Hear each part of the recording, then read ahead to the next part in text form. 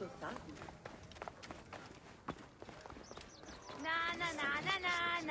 Γιγνώμην τον ίστα τον γέλα τα έξω με.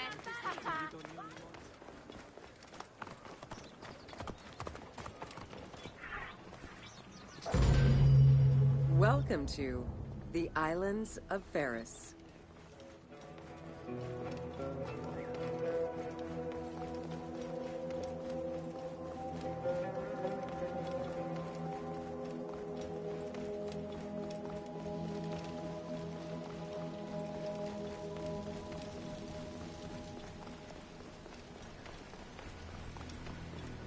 Ιδιότην! Ελάβνη νου τη γνώστης!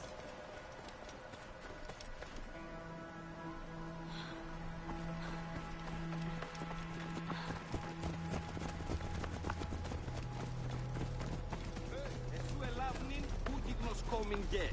Γης βέλτιστος.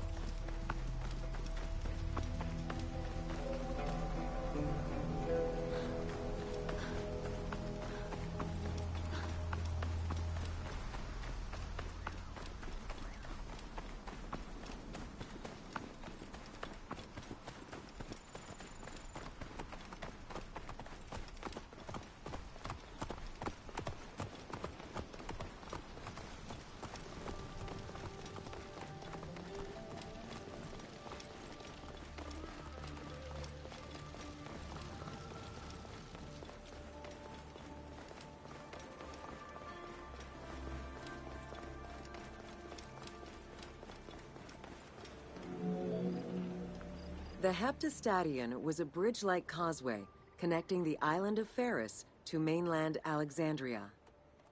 Its name is based on the Greek terms of measurement, hepta, meaning 7, and stadion, which is a measure of length of roughly 180 meters.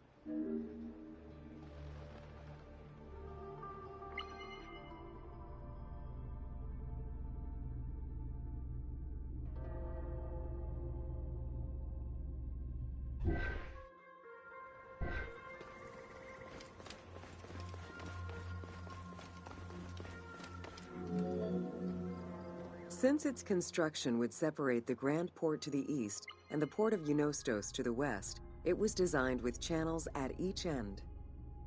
These openings allowed passage from one port to the other.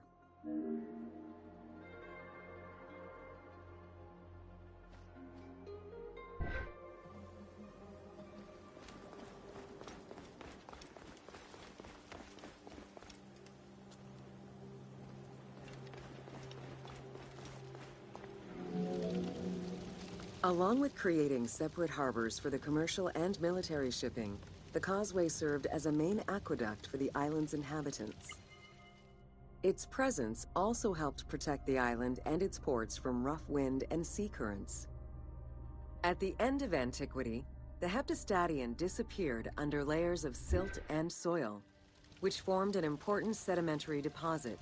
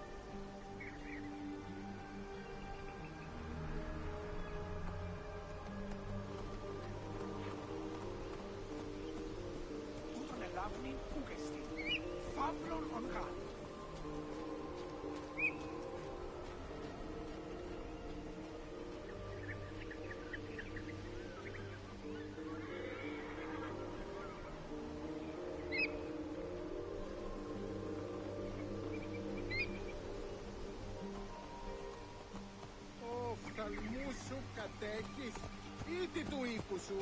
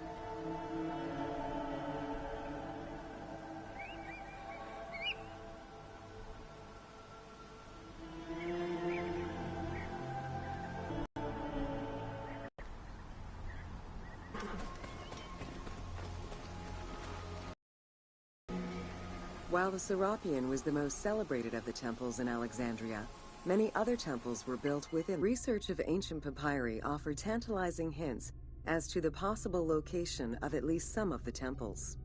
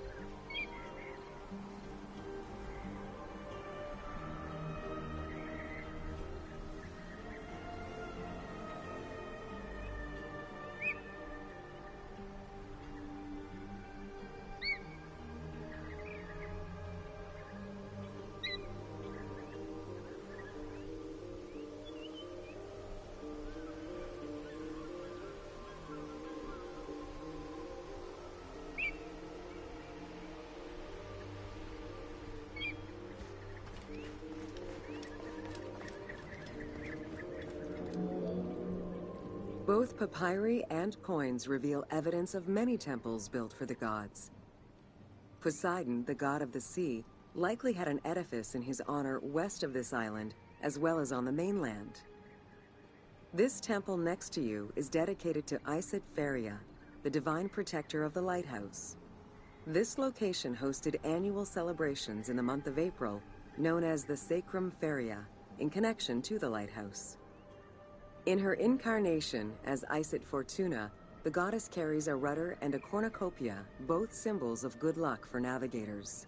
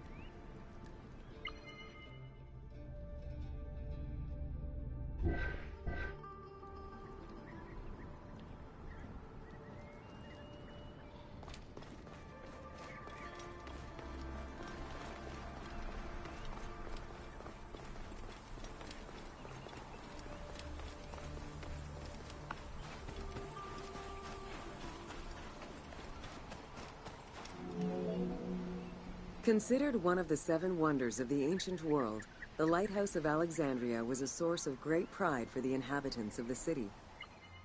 Construction began under Ptolemy I's reign and lasted 15 years. It was completed during his son's rule. Once completed, the lighthouse was dedicated to the gods for the salvation of those who sail the sea.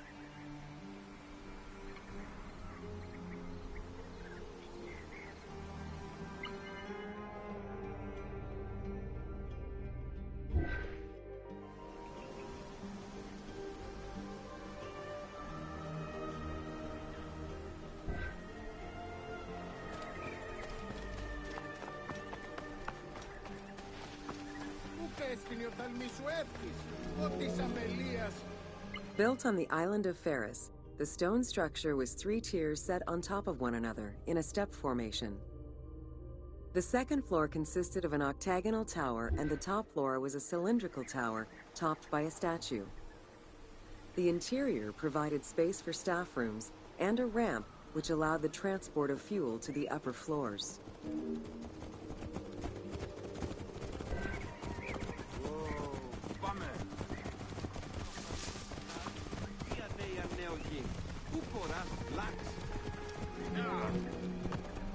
Essential to safe navigation through the rifts and shallow waters, the Pharos was a functioning lighthouse with a beam reportedly visible 50 kilometers away.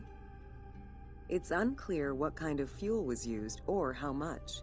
Any other details of how the light worked remain a mystery.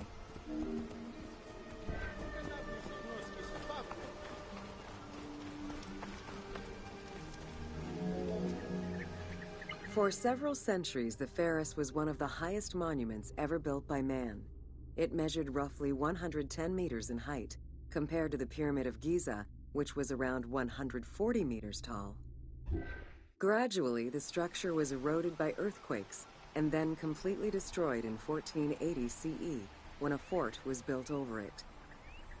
Archaeological excavations on the seabed have uncovered many blocks from the ancient building.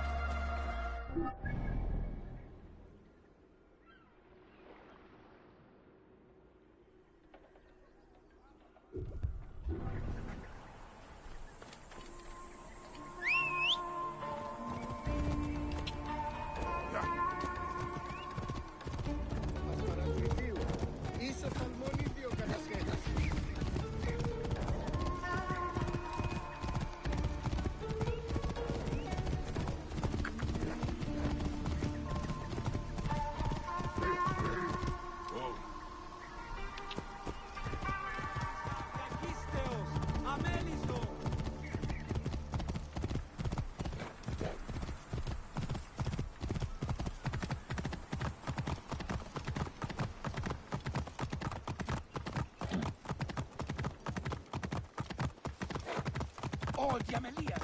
Πού γαρελά!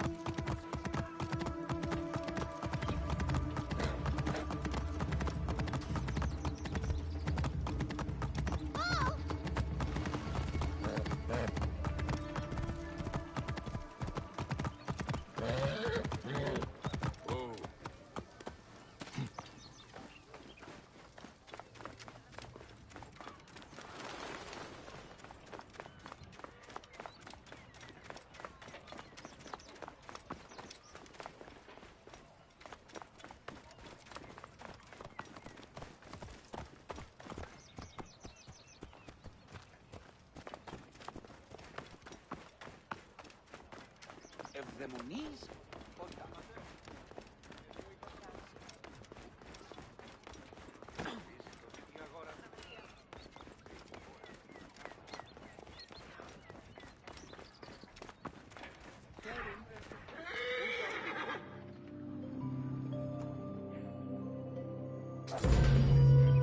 Welcome to the Siege of Alexandria.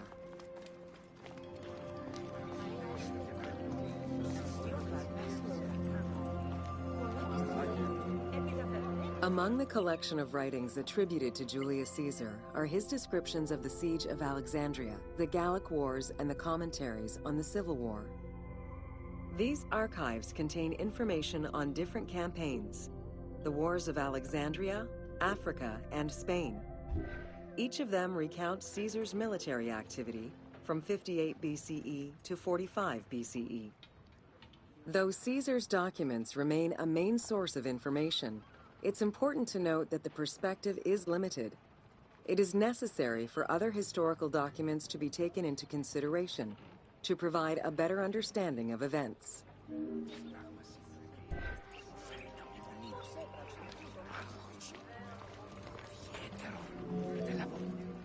The Siege of Alexandria closely relays the events of the Civil War that led up to the event and describes how Caesar was besieged in the palace of the Ptolemies. Other ancient authors have left equally valuable and sometimes contradictory information.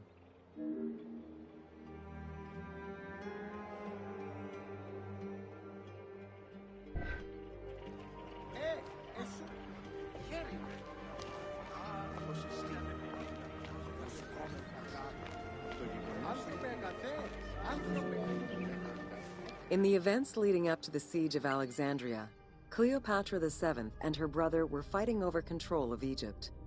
Young King Ptolemy XIII's regent, Pothinus, had firm control over the young pharaoh, and an outmaneuvered Cleopatra soon went into hiding. This set the stage for Pompey's arrival in Alexandria.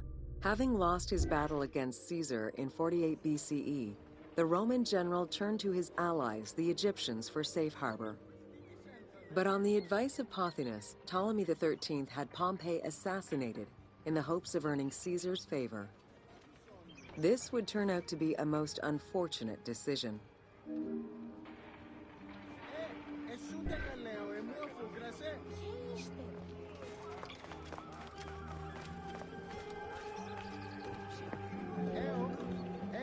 Upon his arrival in Alexandria, Caesar was presented with Pompey's head. The sight of a Roman murdered by Egyptians did not sit well with him. Caesar made his displeasure clear, ordering the return of Cleopatra, and for the siblings to resolve their differences and resume their co-rule of Egypt, as per the will of their father. Neither Pothinus nor Ptolemy XIII wished to accede to this demand. While doing his best to aggravate Caesar, Pothinus secretly plotted against the Roman ruler and sent word for Egyptian General Achilles to bring his 20,000 men to fight on his behalf. While Pothinus plotted against Caesar, Cleopatra made a bold move.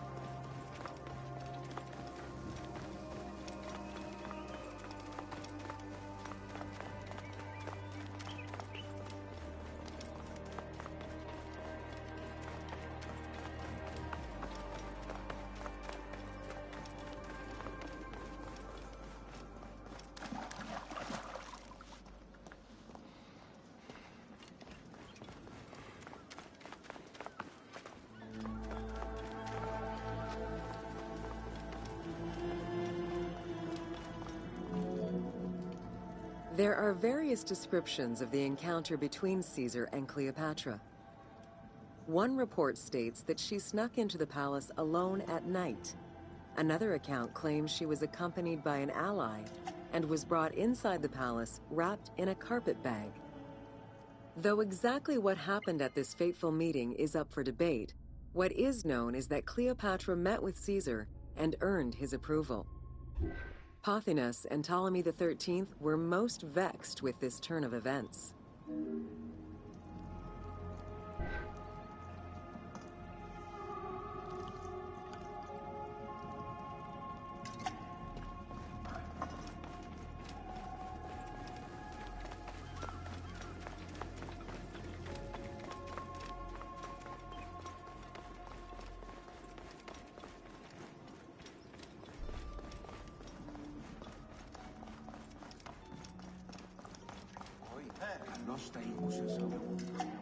With Cleopatra finally present, Caesar chose to act as mediator between the siblings in the hopes of a peaceful resolution.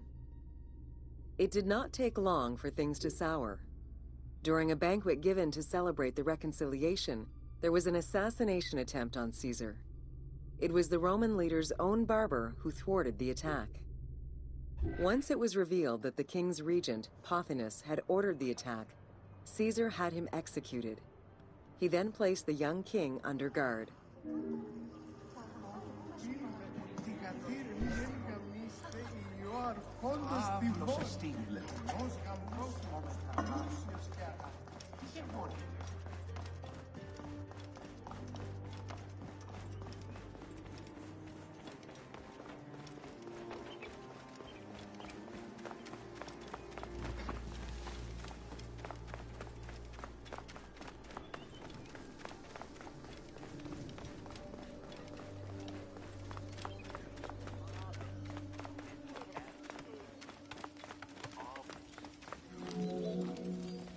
Caught within the palace with roughly 4,000 troops, and with the knowledge that the arrival of enemy forces was imminent, Caesar sent for help from Syria, Rhodes, and Cilicia. He ordered his men to dig a ditch around the palace and build a wall leading to the harbor. This would ensure Caesar's access to the sea. When Egyptian General Achillas arrived in the city with 20,000 men, the battle for Alexandria began.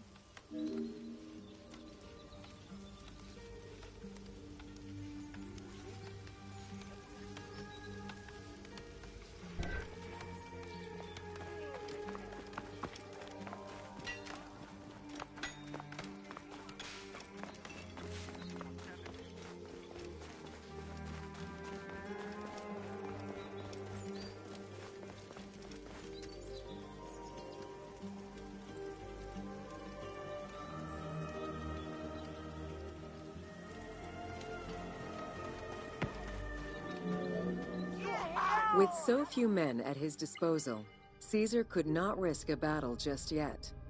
He sent ambassadors to Achillas in the name of Ptolemy to propose a truce. Knowing that the orders did not come from the young king, and angered by the pharaoh's imprisonment, Achillas had the messengers assassinated. With Caesar confined within the palace, Achillas positioned his troops around the city. Skirmishes broke out throughout the streets of Alexandria and went on for several days and nights. Though they were outnumbered, Caesar's men were able to hold the enemy back. This prompted Achillas' next move: capture the Roman fleet stationed in the harbor.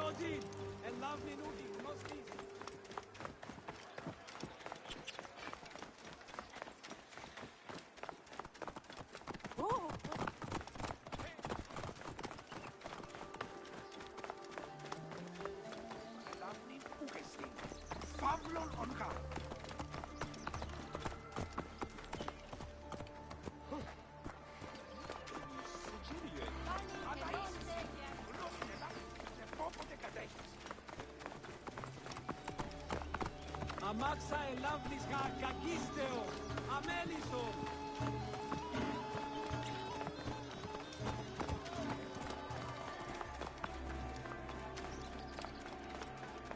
Χαίρε! Vlax, si elaflis hiu gymneste.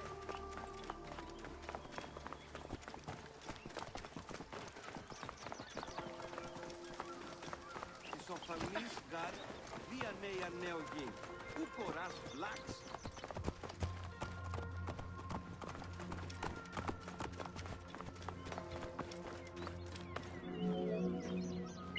Although the palace offered protection, losing the port meant the end of help and supplies.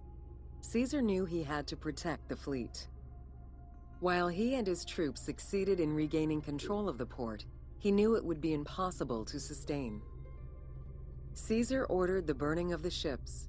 With passage back to the palace closed off, he headed for the lighthouse of Alexandria.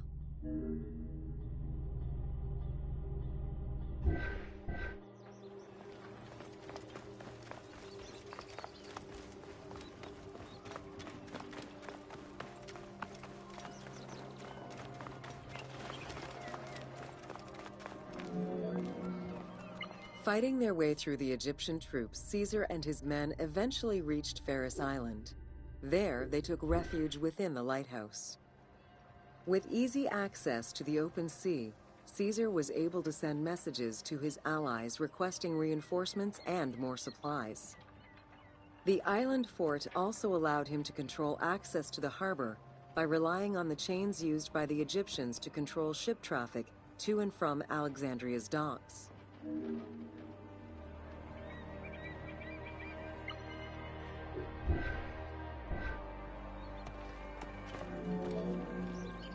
The exact chronology of events during the war in Alexandria remain imprecise.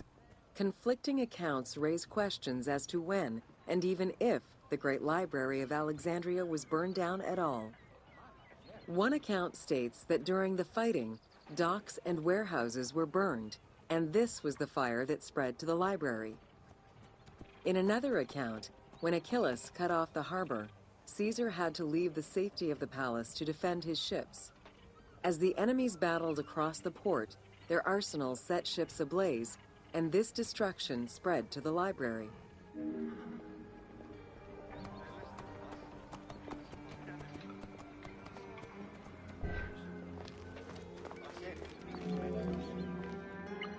In either case, the Great Library was not completely destroyed.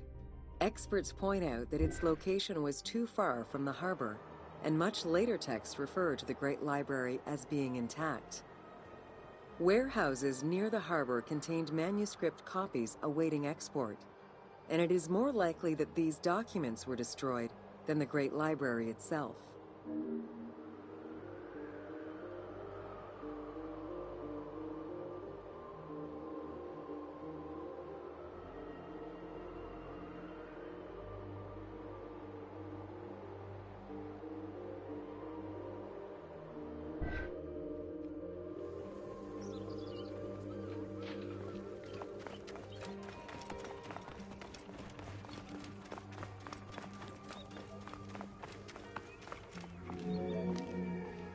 The destruction of the Great Library may have been due to a number of fires. Its end was probably closer to the 4th century CE, when the Christian Emperor Theodosius I ordered the closure of all pagan temples. While some documents survived after being moved away, it remains unclear just what knowledge may have been lost.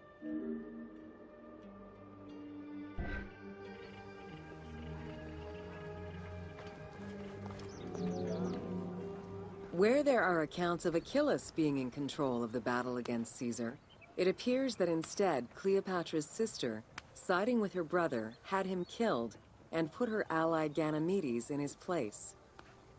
Ganymedes proved a valuable tactician for the Egyptian side. It was his idea to cut Caesar's access to the harbor, thus trapping Caesar at the palace.